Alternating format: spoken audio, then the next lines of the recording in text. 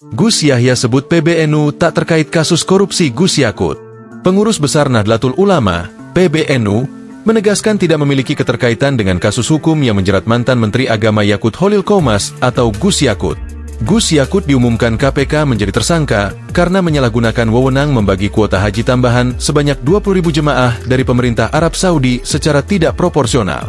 Akibat perbuatan tersebut, negara ditaksir mengalami kerugian lebih dari 1 triliun rupiah. Gus Yakut merupakan adik dari Ketua Umum PBNU Yahya Holil Stakuf atau Gus Yahya. Gus Yahya menegaskan bahwa PBNU secara organisasi tidak terlibat dalam kasus korupsi kuota haji yang menyeret Gus Yakut. PBNU tidak terkait.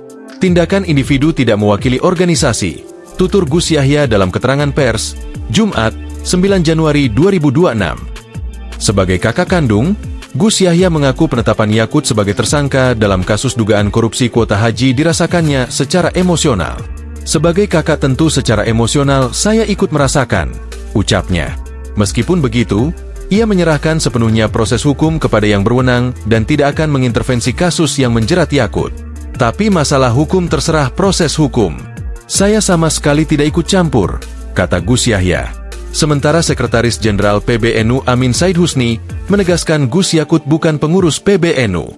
Karena beliau bukan pengurus PBNU, dan kasus ini juga tidak ada kaitannya dengan PBNU, kata Amin Said Husni kepada tribunnews.com, Jumat, 9 Januari 2026. Meski demikian, PBNU tetap menghormati seluruh proses hukum yang berjalan, termasuk penetapan tersangka yang dilakukan KPK terhadap Gus Yakut.